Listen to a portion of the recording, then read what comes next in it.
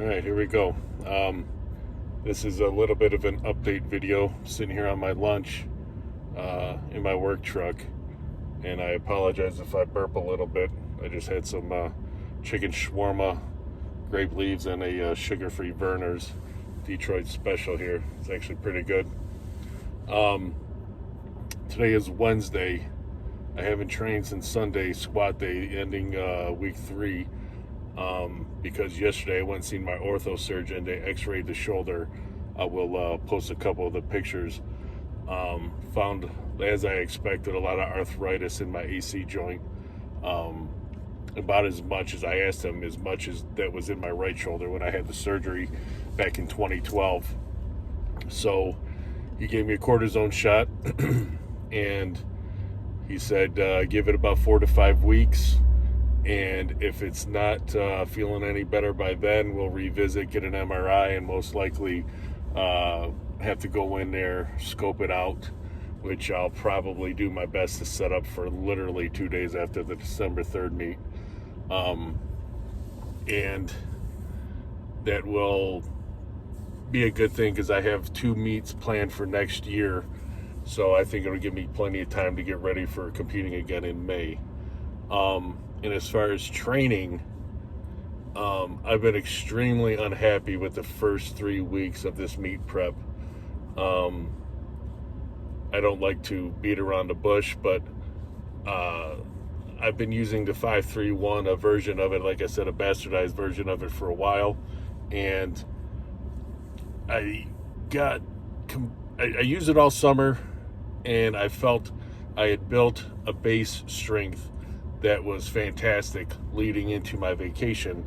But I think I said in the first video, about 10 days out before my vacation, I had a nice muscle spasm in my lower back, and it kind of cut everything short. I didn't test, so I wasn't able to base any real numbers off of anything.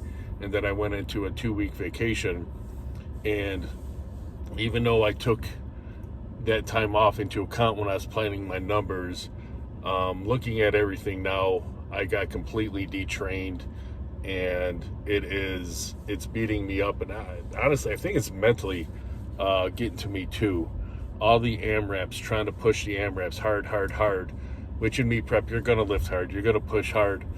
But I think I need a break from my style of 5-3-1 programming.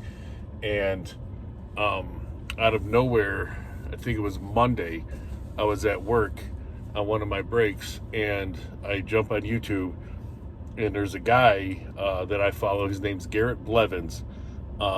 Great lifter.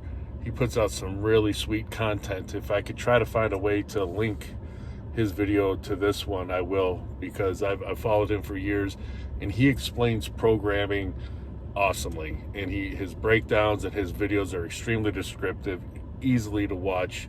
Highly suggest anyone looking up his videos. But anyways, he posted about the cube method. Now, back in the day, everybody read the cube. For as long as I've been lifting, everybody read it. A lot of people ran it. I know Brandon pretty good. Me and him used to talk a lot. He helped me through a meet back in 2016, I think was the first US Open meet in San Diego. He helped me out of a tough mental situation then. So I'm a big fan of Brandon, but I don't think I've ever really ran the cube. So I watched Garrett's video explaining the cube, and it was like the skies opened up. Everything just made so much sense. I immediately grabbed the notepad, started taking notes, writing down how many weeks I have to train, where I'm at, what I need to do. So I'm never opposed to jumping ship if something just doesn't feel like it's working. We only get so much time to do this shit. So you have to be prepared to pivot, to make progress. And right now I feel like I've been regressing. I've been doing this a long time. I kind of know when I feel it.